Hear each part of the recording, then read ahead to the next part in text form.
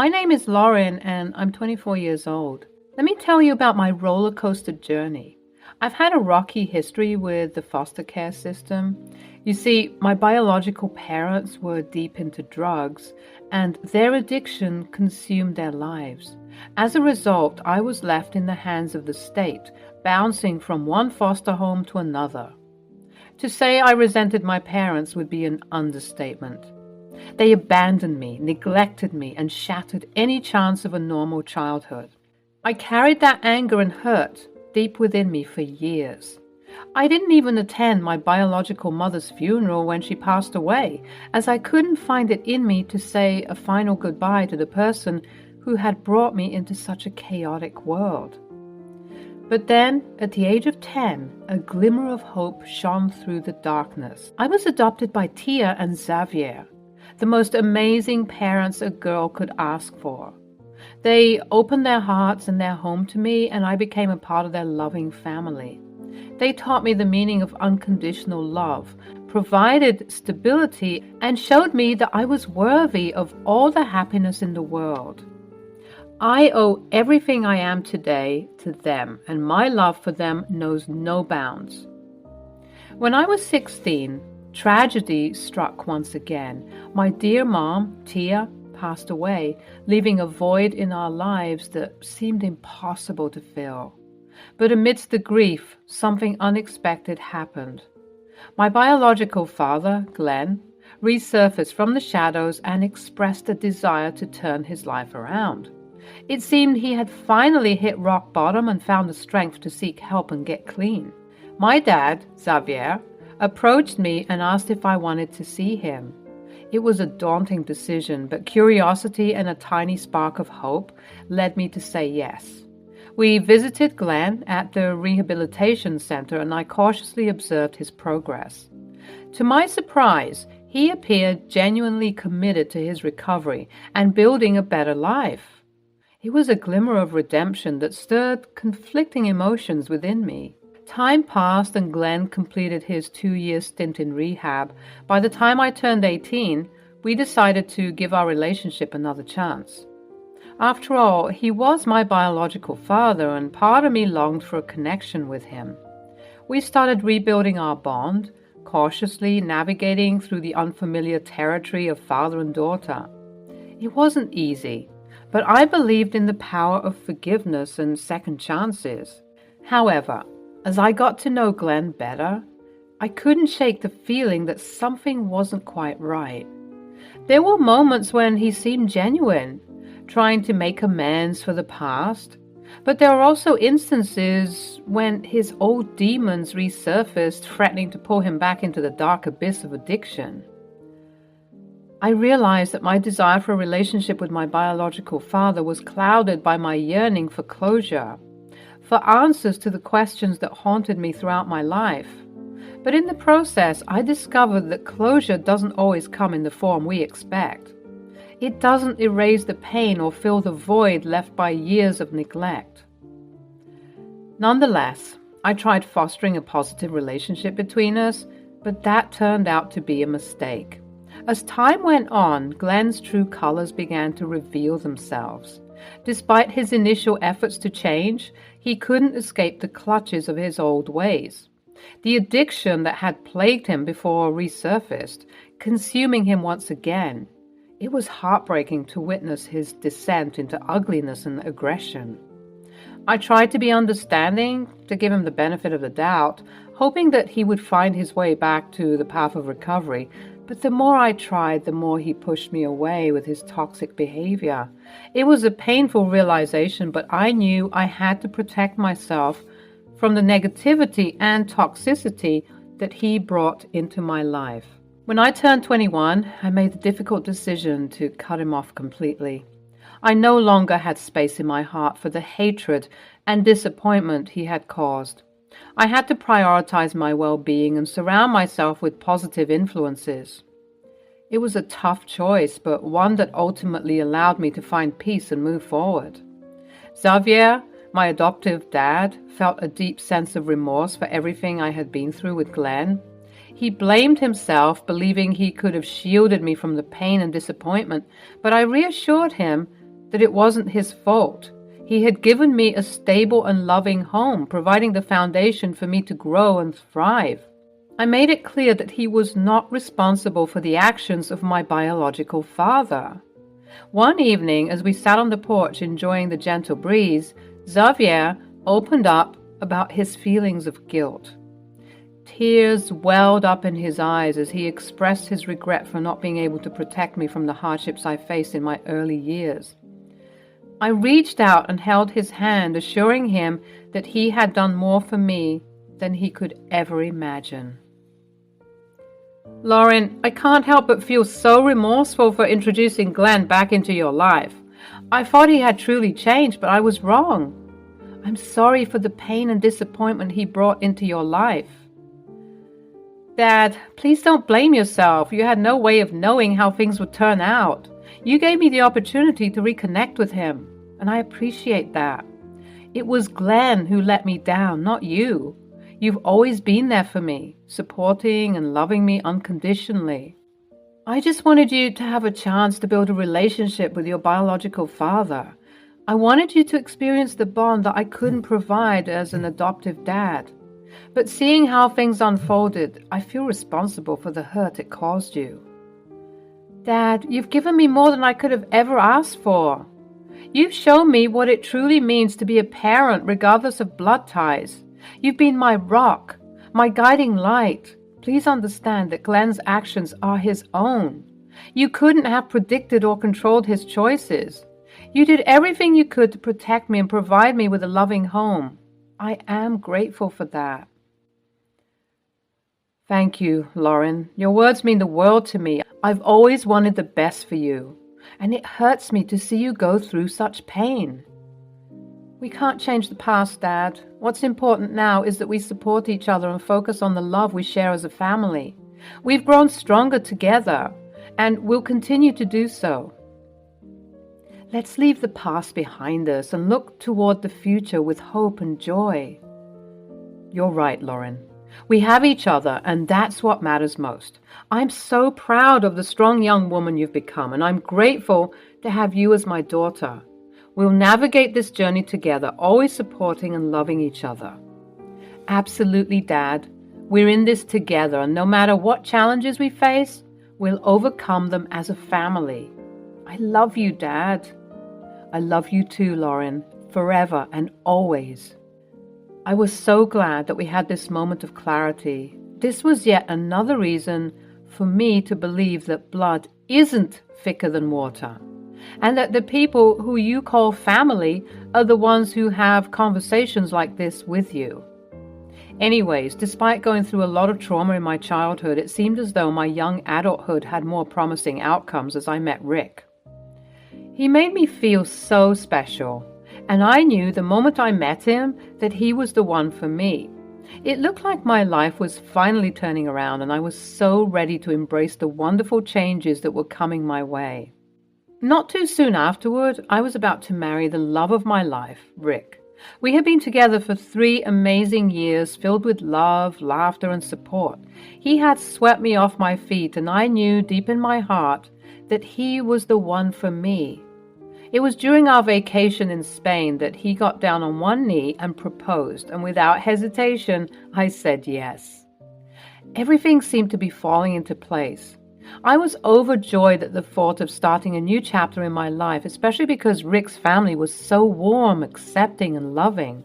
They embraced me as if I had always been a part of their family. It was a stark contrast to the tumultuous relationship I had with Glenn.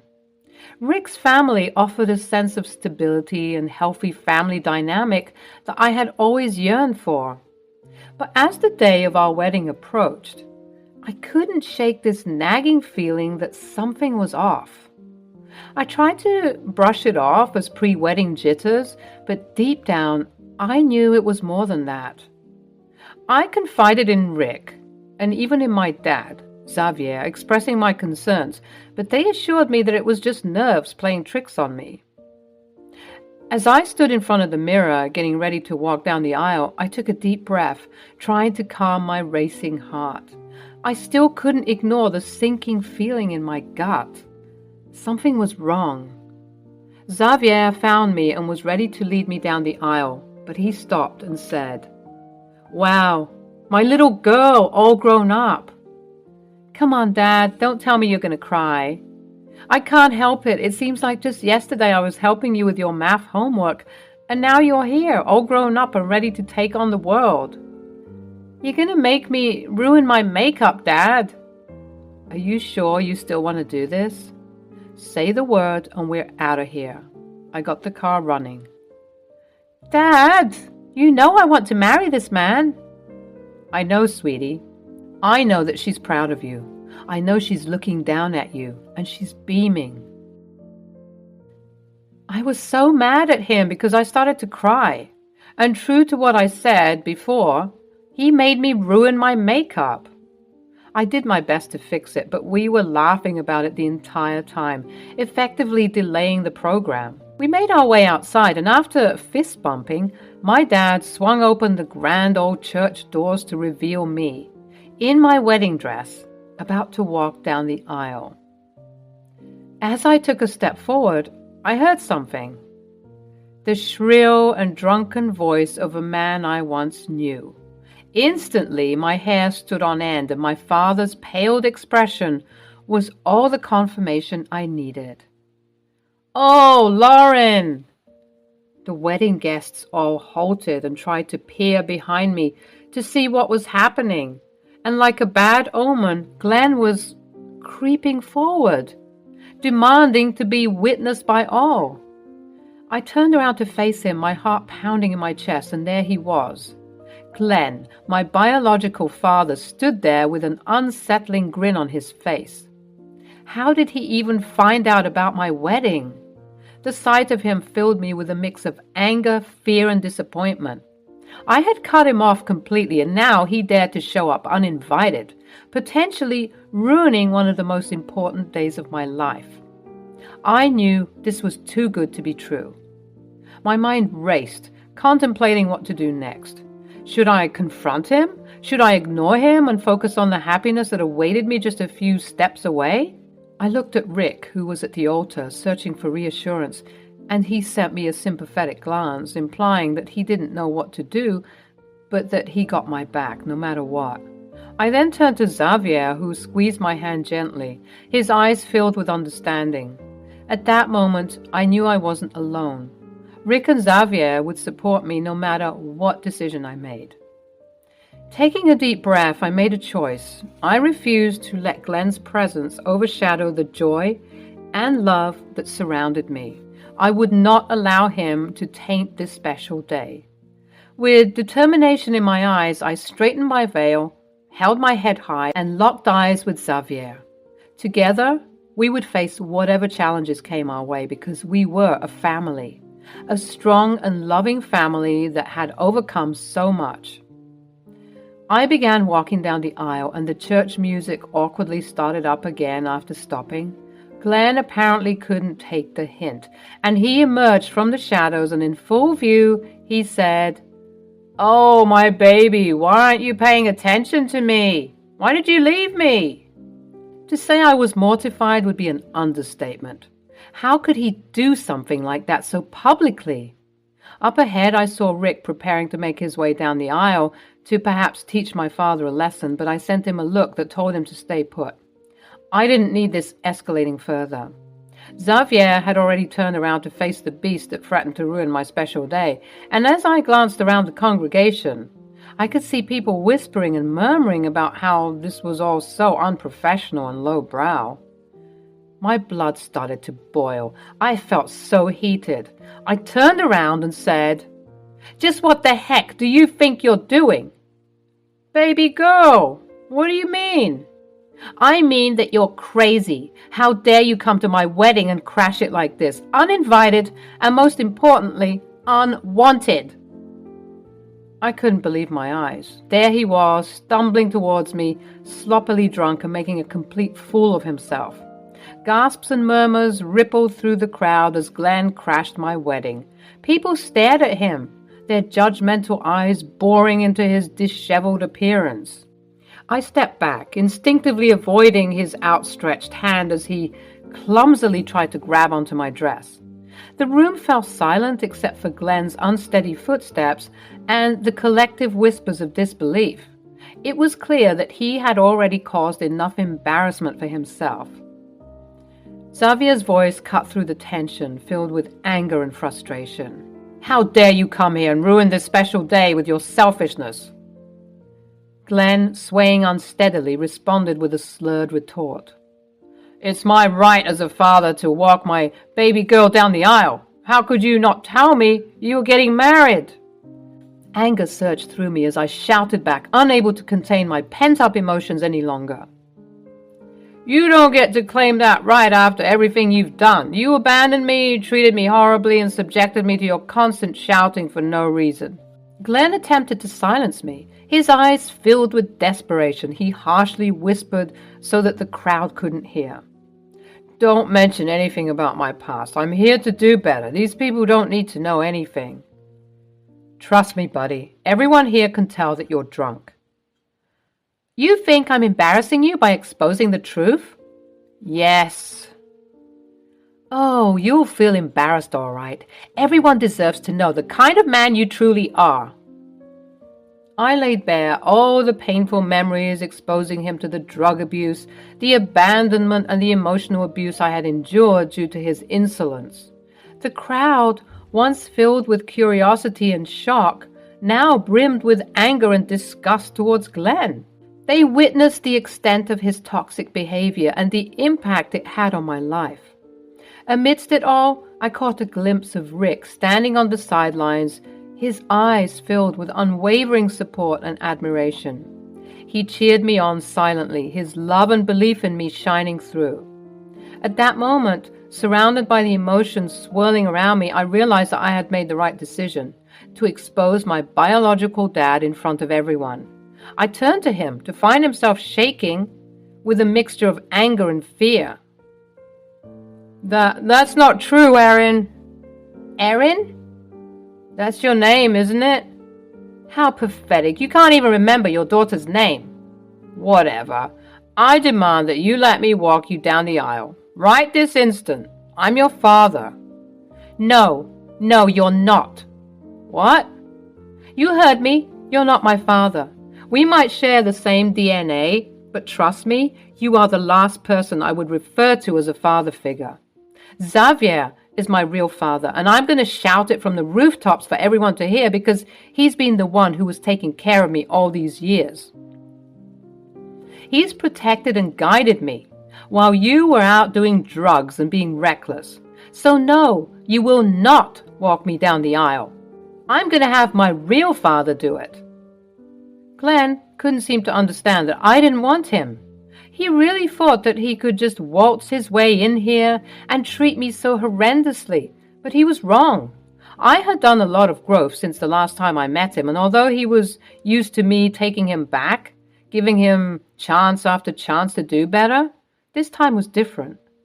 Glenn looked at Xavier with hatred, and eventually his eyes wandered around the crowd, meeting people's looks of disgust with his feelings of embarrassment. He certainly wasn't expecting me to air out his dirty laundry like that, but I did. And I'm glad I did it, because I have nothing to be ashamed for. He was the one who abandoned me and abused me, not the other way around. And if he had the gall to make demands to me on my wedding day, then surely he would have the gall to be exposed. But clearly that wasn't the case. Glenn's embarrassment was palpable as the truth still hung heavy in the air. The crowd's disapproval intensified, their scorn pushing him further into isolation and fear.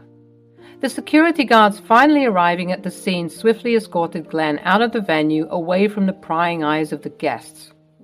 The cheers and applause that had accompanied my walk down the aisle now echoed through the room, mingling with the sounds of sobbing from those who had been moved by my painful past.